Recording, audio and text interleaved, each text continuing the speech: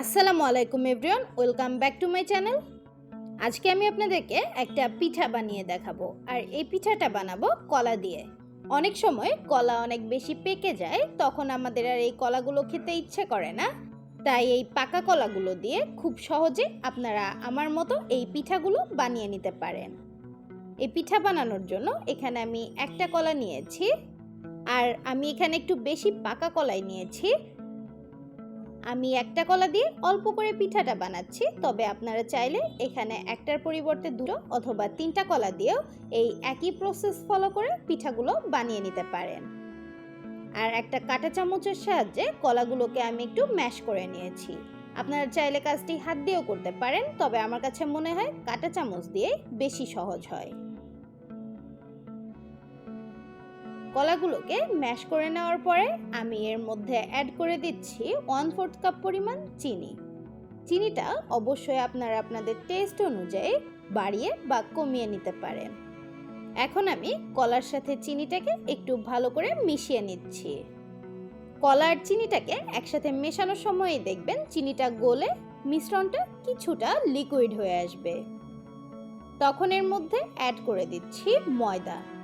এখানে আমি 1/2 কাপ পরিমাণ ময়দা নিয়েছি, আর ময়দাটা আমি প্রথমে অল্প একটু অ্যাড করেছি, পরে বাকিটা অ্যাড করব প্রয়োজন অনুযায়ী। দিয়ে দিচ্ছি 2 টেবিল চামচ পরিমাণ গুঁড়া দুধ, আর সাথে দিয়ে দিচ্ছি 1/4 চা চামচের মতো বেকিং সোডা। এখন আবারও সব কিছুকে একটু ভালো করে মিশিয়ে নিতে হবে, আর এই সময় হাত দিয়ে মেশালে আমার কাছে মনে হয় বেশি ভালো হয়। তাই আমি সব কিছুকে হাত দিয়ে একটু ভালো করে মিশিয়ে নিচ্ছি, আর প্রয়োজন অনুযায়ী আমি এখানে ময়দা অ্যাড করে দিচ্ছি। আমার কিন্তু 1/2 কাপ ময়দা পুরোটাই লেগেছে একটা কলার জন্য, তবে আপনাদের কিছুটা কম বেশিও লাগতে পারে, আর এটা নির্ভর করবে কলার সাইজের উপর।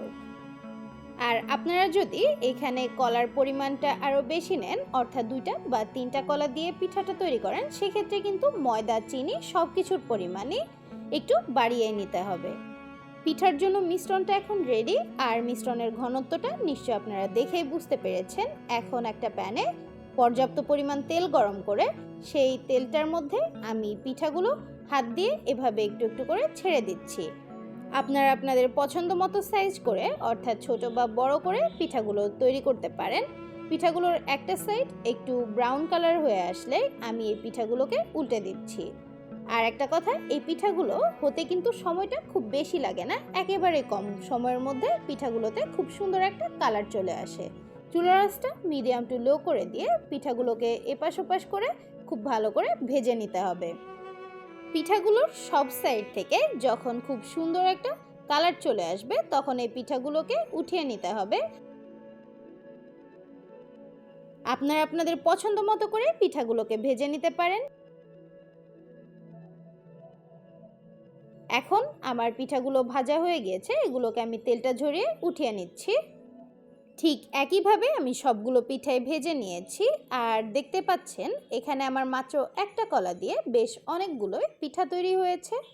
আর এত কম সময়ে এই পিঠাগুলো তৈরি করে নেওয়া যায় যে বাসায় মেহমান আসলেও আপনারা খুব ঝটপট এই পিঠাগুলো বানিয়ে তাদেরকে সার্ভ করতে পারেন। পিঠাটা তৈরি করতে 10 মিনিটের চেয়েও কম সময় লাগে, আর এইটার টেস্টও কিন্তু অনেক বেশি মজার হয়ে থাকে। উপর থেকে ক্রিস্পি আর ভিতর থেকে একদম সফট। আমার ভিডিওটা যদি আপনাদের কাছে ভালো লেগে থাকে, তাহলে অবশ্যই আমার চ্যানেলটা সাবস্ক্রাইব করে আমার পাশেই থাকবেন। আর খুব বেশি ভালো লাগলে ভিডিওটাতে একটা লাইক দিতে পারেন। আর এই পিঠাটা তৈরি করার অনুরোধ রইল। সবাই খুব ভালো থাকবেন, সুস্থ থাকবেন, সাবধানে থাকবেন। আজকের মতো তাহলে এখানেই বিদায় নিচ্ছি। আল্লাহ হাফেজ।